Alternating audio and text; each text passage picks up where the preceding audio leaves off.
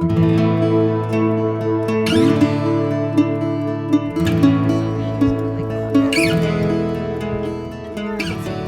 be an animal person and to devote your life, whether you're employed or volunteer, to help these animals in need, you are truly a bright light, and it takes special people to do it.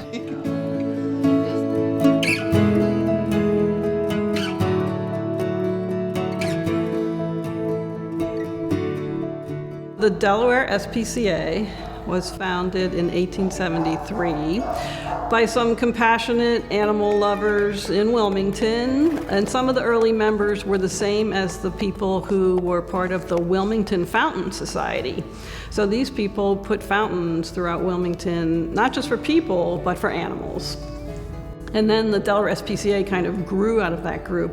They were concerned about the treatment of animals that were livestock being driven to market or horses pulling carts, and they did not like to see animals being beaten, and they felt that, there should be compassion for animals as well as people. And at one of their first meetings, they received a letter from Henry Berg, the founder of the American Society for the Prevention of Cruelty to Animals. Henry Berg gave Delaware SPCA its seal to use. We started the first spay-neuter clinic, so you could get your animal neutered at a decent price.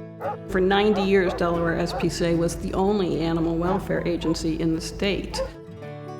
Well, Emily DuPont was my cousin, and she was also neighbors to my grandparents' property. So I have many fond memories of being in her beautiful barn, riding over her gorgeous property, and chatting with her on her terrace with all of her little dogs running around. And yes, she was a lovely person, and she donated the land that we could build the Stanton shelter on. I was so grateful when they could join with Delaware Humane. I think as part of our coming together between Delaware Humane Association and Delaware SPCA, it combines, the resources, but also the rich history of two organizations. Being a part of Humane Animal Partners is a great thing. We have more resources. We're really statewide again. We're sharing facilities, expertise, people, donors. I think that ultimately it's stronger for that reason. It's synergy, for sure.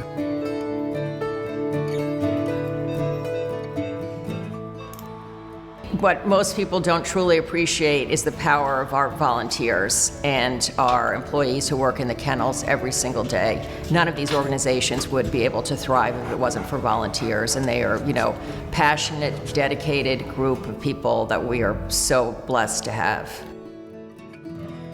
I love coming in here and seeing the dogs and, playing with them and helping the girls out, back in the kennels, cleaning and laundry and dishes and, just whatever to help. The relationship that we've had with HAP, it has brought lots of pleasure to our associates. They come to HAP and they're cleaning the animal stalls, and they're washing down the cages, and all of it is to get to that ultimate goal of playing with the animals. Some of the dogs, what has been done to them in their short lives is just horrendous, and they deserve every break and every bit of care that they can get to find a good, loving, safe home.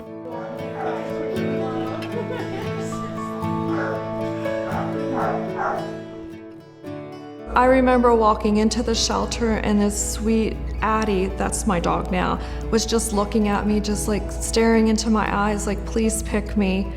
And it was just heartbreaking, but so sweet. The thing about a shelter dog is that she never stops wagging her tail. I could cry, like, just thinking about it. Like, she never stops thanking my husband and I and my 2 kids when they're home visiting. Thank you for saving me. I mean, it's really just wonderful. Roxy came into my life at a time that I really needed her. I had lost my husband, and I really wanted to get a dog, and everybody said, no, you should wait, and so I waited a while, and but when she came into my life, she just brought pure joy, but also this sensitivity. And I think anyone who has a dog or a cat or knows that there's a special bond. And there were times when I was still in mourning, and Roxy would sense it. We know that the connection between animal welfare and human health care is a very strong connection, and we want to continue developing those relationships. We are going to do that even more as Humane Animal Partners. The connection between individuals and their pets is just phenomenal. I mean, people want the best for their pet sometimes more than they want for themselves. Sometimes people are thinking, hey, am I going to get that prescription for myself, or am I going to get my pet their pet food? Am I going to get care for my pet? And so having that One Health clinic, we could now have the two come together and integrate. Tatiana and Garrett Copeland have been supporters, very generous supporters of DHA over the years.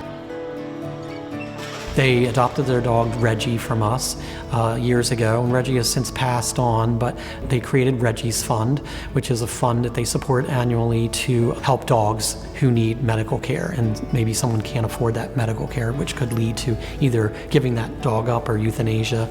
So we've been helping hundreds of dogs in that way. I've never been on a more cohesive board where each and every board member is in it for the same thing. It's to help the animals. You see these volunteers and the employees here, we all have the same purpose, and that's to help the animals.